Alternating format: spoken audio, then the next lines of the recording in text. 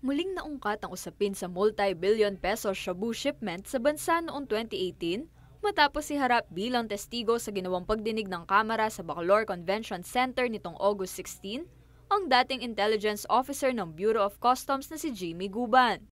Matatanda ang dati nang humarap sa investigasyon ng Senate Blue Ribbon Committee si Guban noong 2018 at itinuro si dating Police Colonel Eduardo Asierto na may kinalaman sa nasabat na magnetic lifter lula ng 6 na bilyong pisong halaga ng shabu. Pero sa pagharap niya sa Quadcom ng Kamara, tila nag-iba na ang ihip ng hangin. Ayon kay Guban, pinagbantaan daw siya noon na siya ay papatayin at idadamay pa ang kanyang pamilya. Kaya naman ngayong mayroong muling pagkakataon na makapagsalita, pinangalanan na niya ang mga tunay na nasa likod umano ng ilegal na droga. Ako po staff ng Blue Ribbon. May sumunod po sa kanyang pumasok, diretso sa kwarto ko. Tuloy-tuloy po akong dinuduro. Jimmy, pag binanggit mo ang pangalan na to, pag binanggit mo to, mamamatay ka. Lalo na kung makarating ka sa Pasay City Jail. Di tatagal ang buhay mo. The worst, Your Honor, sinabay niya pa pati anak ko. Alam namin kung nasaan yung anak mo sa Makati. Madali kidnapin yan. Your Honors, alam niyo po ba kung sino yung mga tao na ayaw niyang ipabanggit? Na halos doon pa lang gusto na ako sipain, bugbugin. Si Pulong, si Mans, si Michael Yang, at ang sabi niya pa, mga kaibigan niya ni Bini, Antiporda, magkakasama yan, hindi mo ba iisang pamilya yan? Palagi yan sa Malacanang. Opisyal pa yan ng National Press Club. Ang binanggit niyang Pulong ay ang anak daw ni dating Pangulong Rodrigo Duterte na si Davao City Congressman Paulo Duterte. Si Mans naman ay si Manasseh Scarpio na asawa ni Vice President Sara Duterte at si Michael Yang na dating economic advisor ni former President Duterte. Ang sinasabi naman ni Guban na nanakot sa kanya, si Paul Gutierrez na ngayon ay Executive Director ng Presidential Task Force on Media Security. Dagdag pa niya, inutusan din daw siya noon ng isang opisyal naman mula sa National Bureau of Investigation o NBI na idiin si dating Senator Antonio Trillanes. Ani Guban, hindi raw niya personal na nakaharap si Duterte, Carpio at Yang, pero isang nagngangalang Nilo Abellera na nagpakilalang business partner ni Duterte, Carpio at Yang ang nag-facilitate sa shipment. Kinwestiyon naman ng mga mambabatas ang pagbabago ng pahayag ni Guban. Siyempre natatakot din ang members ng committee na ito because you have recanted, no? Kumbaga, binago mo yung statement mo eh. The reason why you recanted is why? Because I want to tell truth already, Your Honor, at the RTC, that Colonel Asierto is not really the importer of the shabu. And not because that you have watched that we have created a Quadcom committee, that's the reason you recanted. No, Your Honor, I was in jail during that time. Dagdag pa ni Guban, noong nakaraang taon pa raw niya formal na binago ang kanyang testimonya sa Regional Trial Court sa Maynila kung saan nahatulan siyang guilty sa paglabag sa Comprehensive Dangerous Drugs Act. Nakakulong ngayon si Guban sa bilibid habang inaapela ang kanyang kaso sa Court of Appeals. Sa kanyang mga binitawang pahayag, nangangamba ngayon si Guban sa kanyang seguridad, kaya naman hiniling nito na mabigyan ng immunity from prosecution at maisailalim sa Witness Protection Program at pangangalaga ng House of Representatives, bagay na kanila namang pinagbigyan. Samantala, nauna nang itinanggi ni Duterte at Carpio sa pagdinig ng Senado noon na wala silang kinalaman sa kalakaran ng ilegal na droga. Kasama si Jennifer Salenga, ako si Arlene Salonga para sa CLTV 36 News.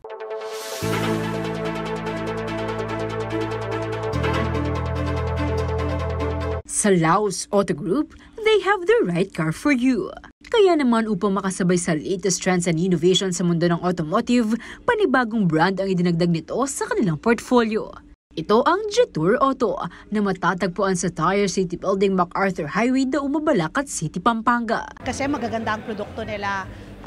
In fact, even before we opened the dealerships, ang balita dito, no, ang dami nang kumuha ng ice cream kasi napaka-cute naman talaga. No? If you want to really use it just for everyday, punta lang sa grocery and everything. Opisyal na binuksan ng Jetour Auto Dao ngayong Lunes, August 19. Isa ito sa mahigit 20 branch ng nasabing kumpanya sa Pilipinas. Ito rin ang kauna-unahang branch ng Jetour Auto sa Pampanga sa ilalim ng Laos Group of Companies. What's good about Jetour, they actually invested in 5 major pillars, and that's comfort, convenience, value for money, safety, and more importantly, technology.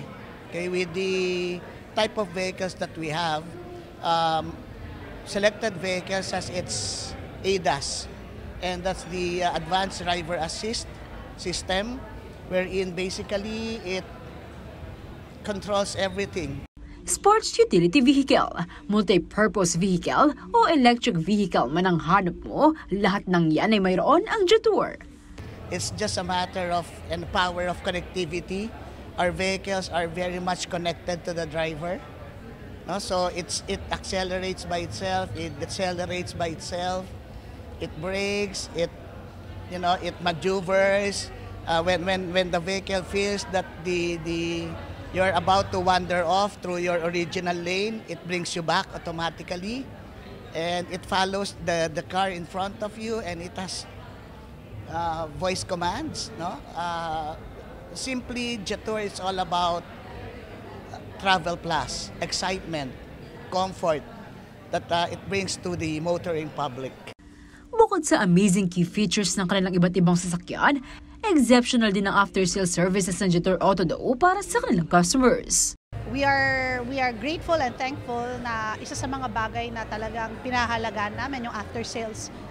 Hindi kasi nagtatapos sa pagbebenta ng sasakyan yung serbisyong binibigay namin sa Laos Group. So it actually starts at the service department. So kaya we're glad and happy that we have the right team to help support our customers pagkatapos nila kumuha ng sasakyan sa amin. Kaka-launch lang namin ng Laos Group Cares na produkto. It is one of our, we're very happy with it. One of the new products that we are giving out to our customers. Ito yung mga free towing, and a lot more. So I think just to show and to just prove that we are here to really take care of you and your vehicle. So kaya pag kumuha ka ng Jetour, meron ka na rin ng Laos Group Cares. Bumisita na sa showroom ng Jetour Auto Dao at experience ang kanilang handog na convenient journey para sa mga biyahero. Iniimbitahan po namin kayo kung napupunta po kayo dito sa may Mabalacat, dito sa Angeles. Bisitahin niyo po kami dito sa may Jetour Dao.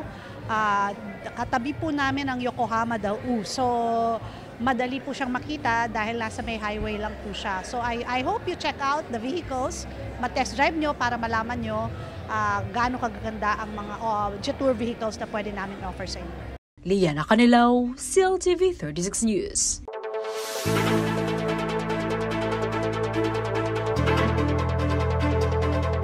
Patuloy pa rin ang ginagawang pagmamanman ng Philippine Institute of Volcanology and Seismology of PHIVOLCS, katuwang ang iba pang ahensya ng gobyerno sa Bulkang Taal sa Batangas. As of August 20, 2024, nakataas ito sa Alert Level 1. Itinataas ang Alert Level 1 kung mayroong slight increase sa volcanic earthquake at steam o gas activity.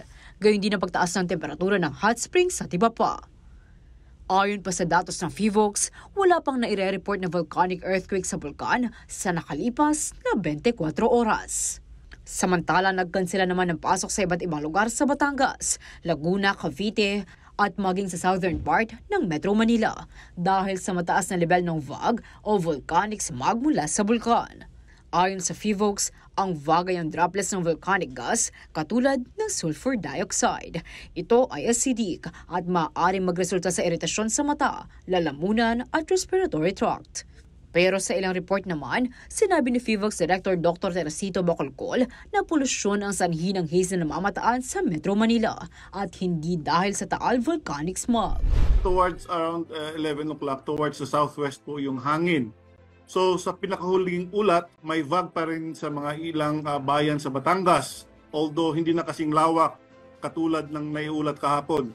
Ang mga bayan na may presence of VOG ay ang bayan ng Laurel, San Nicolas, Agoncillo, Talisay, bayan ng Balete, Lemery, Cuenca, Malvar, Lipa City, Taal, Lian at Nasugbu. Yung na-observe natin sa Metro Manila na haze kahapon is most likely due to local pollutants rather than VAG. Yung mabagal na ihip ng hangin for the past few days prevented the local pollutants from dispersing vertically. Kaya they remain on the lower levels and created the haze that we saw yesterday. Nagbigay naman ng ilang rekomendasyon at paalala ang ahensya. Ipinagbabawal ang pagpasok sa Taal Volcano Island, lalo na sa main crater. Gayon din ang pamamalagi sa lawa. Bawal din ang pagpapalipad ng anumang aircraft malapit sa tuktok ng bulkan. Dagdag pa ng PHIVOLCS, maaari magkaroon ng biglaang pagputok ng steam o phreatic explosions, volcanic earthquakes, manipis na ashfall at pag-ipon na pagbuga ng mga nakalalasong gas. Samantala, ayon sa Office of Civil Defense o OCD Region 3, wala pang official report na natatanggap ang Central Luzon ukol sa volcanic smog. Patuloy naman umano ang kanilang koordinasyon sa iba't ibang ahensya upang maging handa. Right now po, wala pa namang official report na nare-receive po yung Central Luzon. But we are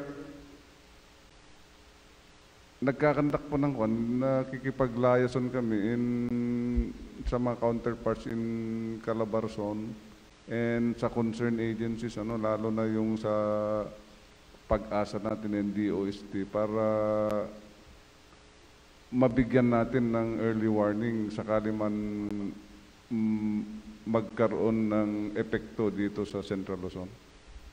Liana Canilaw, CLTV 36 News.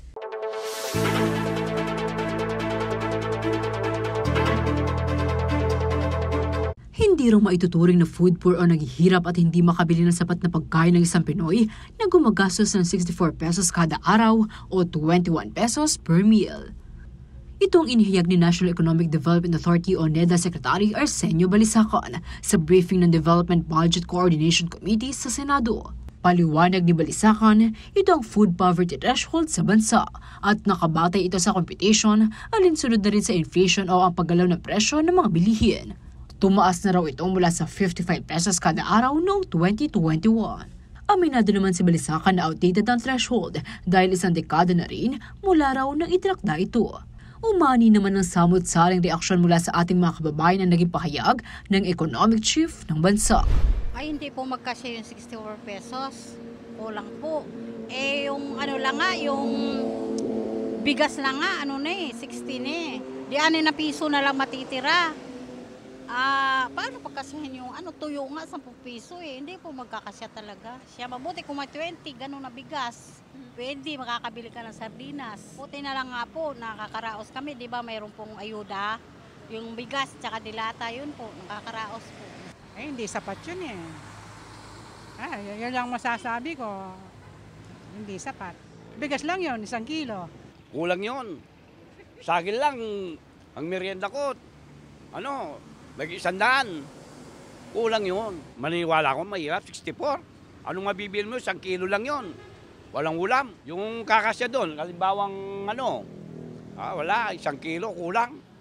Tuyo na lang siguro. Maging ang National Program Coordinator ng National Nutrition Council sa Cordillera Administrative Region na si Bella Basalong, sinabing hindi sasapat ang halagang ito. Kailangan na raw i-update ang datos ng NEDA.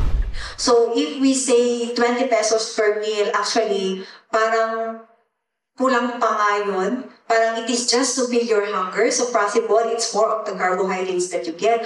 But you will not be able to get the recommended energy and nutrient intake natin. So if we have that type of diet for longer period of time, magkakasakit tayo. And our performance will not be good. Paliwanag pa ni Basalong, malaking pagsubok pa rin daw sa bansa ang pagkamit ng wastong nutrisyon dahil na rin sa mahal na presyo ng bilihin. As to access natin ng healthy foods, medyo mas mahirap. Kailangan ng mas malaking pera para at least makabudget for the consumption of the fruits and vegetables natin. But for other regions na meron namang agriculture, mas mura, sana we patronize this. Kasi nga, it will really help us to stay healthy. Mayroon din umunong iba't ibang hakbang ang gobyerno upang masolusyonan ang problema sa malnutrisyon. Kasama na rito ang pagpapataw ng tax sa sweet and beverages, paglalabas ng memorandum para sa mga pagkain na hindi dapat ibenta sa mga paaralan, pagpapatupad ng mga ordinansa na nagsusulong ng healthy diets at iba pa. Samantala, batay sa datos ng Department of Science and Technology, Food and Nutrition Research Institute o DOST-FNRI, aabot sa 2.7 milyon na pamilyang Pilipino ang nakaranas ng involuntary hunger noong ikalawang quarter ng 2023. Kaugnay nito, inilunsad noong September 2023 ang Philippine Plan of Action for Nutrition o PPAN para sa taong 2023 to 2028 sa pangunguna ng Department of Health o DOH at National Nutrition Council o NNC. Isa itong strategic, multi-sectoral, multi-level at directional plan upang masolusyonan lahat ng klase ng malnutrisyon tulad ng undernutrition, overnutrition, micronutrient deficiency, food insecurity at iba pa. Isinusulong ng programa ang healthier diets, better practices, improved access to quality services at pagkakaroon ng isang enabling environment. Ayon kay Basalong, mayroong nakalaang pondo na 592.7 billion pesos ang PPAN 2023 to 2028. 53% nito ay para sa multi-sectoral nutrition services, 45% sa food and diet, 1.6% sa enabling mechanisms at 0.3% para sa social behavior change. Sa Central Luzon, kasama ang Bulacan, Nueva Ecija at Pampanga sa priority areas ng PPAN. Liana Canilaw, CLTV 36 News.